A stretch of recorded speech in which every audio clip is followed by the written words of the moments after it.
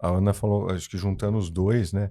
Esse ponto de vista, principalmente social, de que o ser humano vem, e tem muitos autores na nossa área, na filosofia, dizendo, olha, nós estamos caminhando para uma sociedade cada vez mais narcísica, do ponto de vista, porque o sistema é assim, é complexo, então precisa dar um olhar para isso importante, social, de como que a gente lida, e ao mesmo tempo tem um caminho que eu falo assim, tem uma diferença de você ser individualista, egoísta ou narcisista que É o caminha para narcisista isso. no mau sentido, né? O narcisista é que Não sei, o termo narcisista na internet hoje tá zoado, né? Não, Tá complicado, porque o narcisismo é um estágio do desenvolvimento necessário e esperado para não dar mais problemas lá na frente, para a estruturação do sujeito do inconsciente. Mas quando a gente fala no narcisismo tóxico, para usar um termo da internet, mais popular, né? É aquela coisa que são aqueles traços mais perversos, aquela outra coisa. Agora, o luto, né, e essa perda do objeto, ele mexe de fato com coisas narcísicas. O ego, o eu, ele fica ali numa luta de falar como eu me reestruturo se uma parte de mim foi embora. Assim, né? Como é que eu... Essa parte social ter esse cuidado. Quer dizer, nós estamos vivendo uma sociedade assim, tá difícil, por um monte de motivos que você colocou bem aí.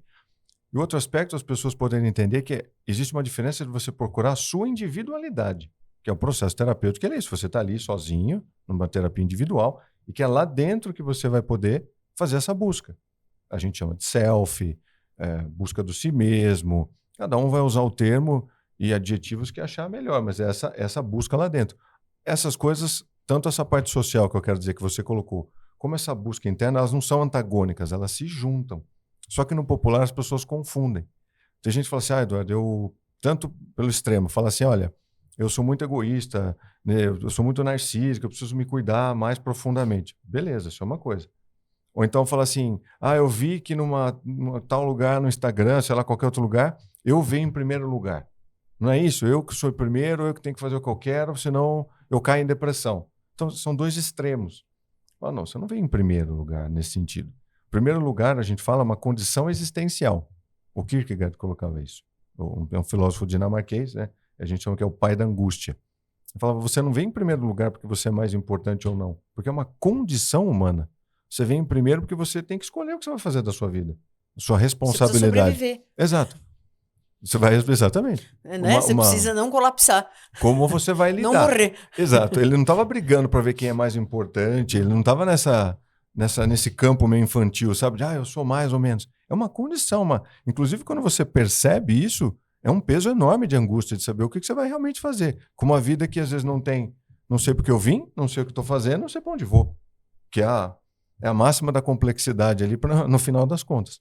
Então isso é importante. A gente vem em primeiro lugar não porque é mais importante, porque é uma condição. E ao mesmo tempo poder receber melhor essa sociedade que às vezes está muito fechada. Entender que tem um sistema que não está indo muito bem. As estatísticas estão mostrando também que talvez não é só o indivíduo que tem que se reconectar com a sua negreda, com a sua busca das sombras lá. Talvez exista uma questão mais coletiva junto. Então, isso que eu quis dizer. Então, eu acho que a gente vem com questões coletivas importantes há muito tempo, socialmente falando, né? Eu até fico pensando, quando eu falo a palavra coletivo, o que a gente chamaria de coletivo hoje, de fato? Né? Porque a gente tem questões governamentais que influenciam o coletivo, a gente tem questões religiosas e a gente tem um coletivo montado de uma maneira completamente diferente de 20, 30 anos atrás.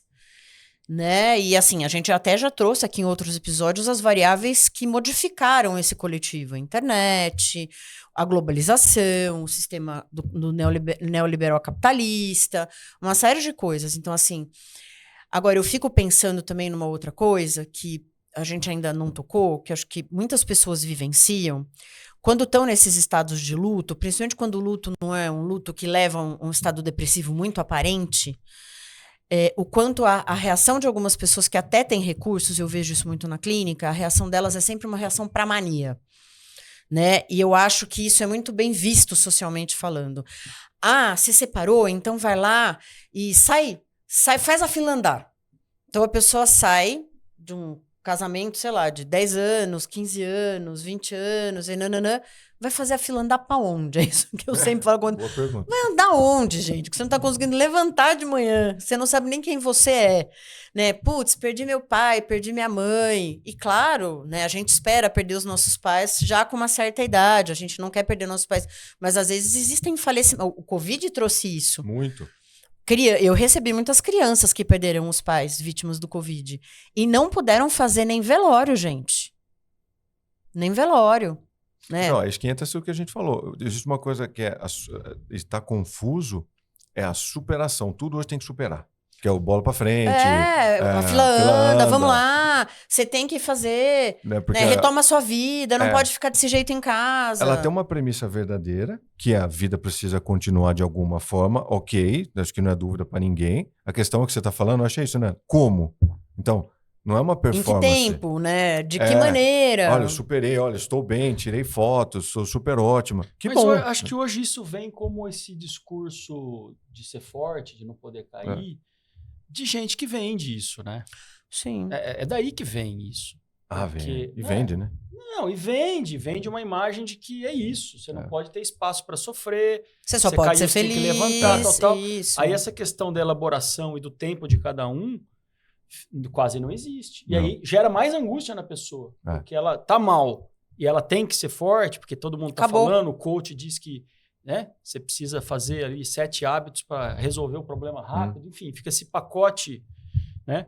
E aí a pessoa só aumenta o nível de angústia. Essa é uma questão, né? Então, isso tudo começa há uns 30, 40 anos atrás com as teorias do pensamento positivo, né?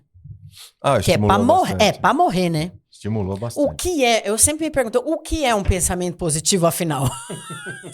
Que raios é isso? Seria tipo uma pilha? É o lado oposto do negativo. A querida Louise Hay, né, assim, que fez aqueles livros que foram tão famosos há uns 30, 40 anos atrás, a minha vontade era escrever, que não tinha e-mail naquela época, falar, minha senhora, muito prazer, o que é um pensamento positivo, afinal? Como é que a gente põe isso dentro da nossa cabeça quando o mundo desabou na nossa frente? A ideia é muito boa, né?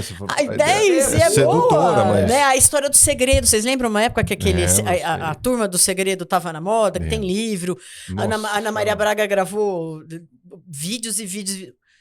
Como você enfia um pensamento positivo na cabeça de uma pessoa que tá vivendo um luto? Então, mas aí que o tiro que perdeu uma parte dela, né? Porque quem tá realmente mal, quando escuta isso cai como... Nossa, uma lavada. É, uma lavada, porque a pessoa tá, às vezes, só querendo falar e ser ouvida, né? A pessoa quer que alguém ali do lado, você fique em silêncio, escuta. Não, as pessoas querem rebater com um pensamento positivo, dizendo, bom, levanta, você tem tudo, né? Você não tem que reclamar. Isso só aumenta o sofrimento de quem está ali. E a sensação de falha, né? De falha. E de não estar sendo compreendida também em algum nível. Principalmente. Né? Você abriu um negócio muito legal isso aí. Então isso é muito comum hoje. As pessoas que estão em depressão, que é o que a gente está falando, trazem isso para a gente nos consultórios, né? Que, enfim, por mais que elas peçam ajuda ou falem, o que elas escutam na maioria das vezes é isso. É uma positividade, uma tentativa de quem está ali do lado estimular alguma coisa, como se aquilo fosse adiantar alguma coisa, né? Não, e aí começa, né, a fileira de atividades para o pensamento positivo brotar do buraco da tomada. Você já fez yoga? Você acordou às 4h30 da manhã e tomou banho gelado? Tomou banho gelado? Fez a sua saudação pro sol? Exato. Foi se confessar? Flexões. Foi no culto? Que tipo, digamos assim, pode ajudar pra gente não cair? Pode, mas a gente tem que fazer sentido pra pessoa. Total. Tem que fazer parte de um encaixe com a vida, não ser uma coisa... Exato, da elaboração. Você tem que elaborar isso daí. Você tem que elaborar. Não, faz sentido pra mim? Se a pessoa falou, acordo 4h30 da manhã, porque aí o meu corpo tá funcionando melhor, eu vou pisar no orvalho na grama molhada. Beleza. Desde que isso pra você seja incorporado no teu esquema de viver. Não fazer uma receita de bolo esperando que vai dar certo daqui 30 dias, que é o que se vende hoje, né? A questão é essa. Se em 30 dias não der certo, damos seu dinheiro de volta. Exato. Né? Já encontrou Jesus? Meu, então, você entende um caminho difícil? Então, mas tem uma série de receitas que para quem tá deprimido... É péssimo. Não vai dar certo. A gente sabe que não dá certo. E é aí aonde aquilo que eu falei sobre o o ego se vê atacado por si próprio, porque daí a pessoa começa a olhar e fala assim, bom, mas se funcionou para ele, tem que funcionar para mim. Se ele foi, né, na igreja, não sei onde, não sei na onde, ele fez yoga, tomou banho às 4:30 da manhã gelado, fincou um garfo no gramado e não sei o que lá, o que vai acontecer? Né? Mas se deu certo pro outro, tem que dar certo para mim. Então, na verdade, eu não tô fazendo direito. Isso retorna para a pessoa, dizendo assim, então eu sou falho. Então ela já tá ali esburacada, perdeu uma parte da estruturação dela, perdeu uma parte de si própria com a perda do objeto, isso e aquilo. E aí ela vira e fala assim, nossa, então sou eu. Então assim, você recarga a depressão. Você dá mais uma carguinha ali. Exatamente. Né? Você dá uma energizada. Porque daí ele fala assim, bom, mas todo mundo consegue, menos eu. Acabou. Vai afundando no buraco. Vai afundando no buraco. É uma pá a mais ali, de cal, na pessoa. Porque se você... A ideia, então, assim, não é o que, é o como. Exato. Se você resumir bem, como que você vai fazer? Tratamento médico, é a psicoterapia, compreender. Eu acho que é legal para as pessoas... Às vezes medicação. A medicação é necessária em alguns momentos. Disso, exatamente. Com certeza. Qual o papel da medicação numa depressão, né? E sim, a medicação ela é super importante. Além do que a gente está falando aqui, claro, a gente está trazendo um contexto mais psicodinâmico, né? Existencial do processo. Mas se a gente for pegar, por exemplo, uma pessoa que procura e nitidamente está no estado depressivo, o remédio pode ajudar muito. Claro que tem as estatísticas aí. Cerca de 30% das pessoas não respondem à medicação. Isso é bastante coisa. Mesmo trocando de remédio. Eu não estou falando ao primeiro tratamento. Ao primeiro tratamento, quase 70% não responde, 70%. Ao primeiro. Depois você pode trocar o mecanismo de ação, tudo. Mas mesmo trocando medicação, ajustando, dando tempo, quase 1/3 das pessoas não vão responder ao remédio no sentido de uma resposta clínica. E existem outros recursos hoje? Existem, além de medicação. Estimulação magnética, a ketamina, existe a eletroconvulsoterapia para casos graves, enfim, existem outros aparatos. Mas nós vamos cair onde é que está a química da coisa. E essa química, sim. Existem estudos mostrando de neuroimagem, da biologia da coisa, que existem alterações funcionais e que aí o processo da medicação com o corpo muitas vezes traz um empurrão até para a pessoa poder trabalhar em terapia com ela mesma essas questões todas que são muito mais complexas, assim, né? Pensando do ponto de vista... Muita gente que tem os medos, os preconceitos, eu costumo falar, procura ajuda médica, porque é que nem você tem uma boa intenção, você tem um bom carro, você tá na lama e você tá com boa vontade de sair dali, só que você tá patinando. A medicação ela vai te dar esse ajuste, me corrija se eu estiver enganado. Mente, né? A sensação que eu tenho que dar uma abertura ali, né? E aí você consegue engatar o trabalho. Alavanca a pessoa. É impressionante, porque a gente não consegue. Embora assim, a partir de alguns sintomas que a pessoa traz, dá para a gente entender que a resposta ao remédio vai ser mais efetiva ou não. Mas isso como um feeling clínico, né? Então, sintomas de baixa energia, sintomas de insônia, sintomas mais físicos ligados ao corpo, eles respondem melhor aos remédios.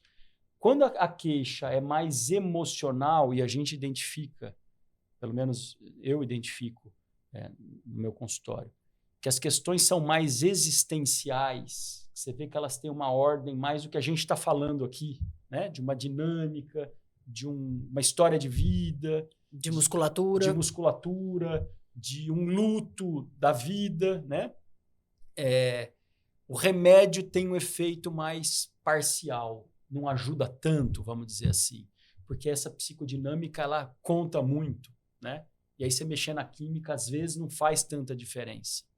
Mas quando é a depressão chamada, vamos dizer, endógena, né? Não se usa muito esse termo hoje, mas os sintomas físicos de baixa energia, de baixa vontade de viver, capacidade de iniciativa para as coisas, né?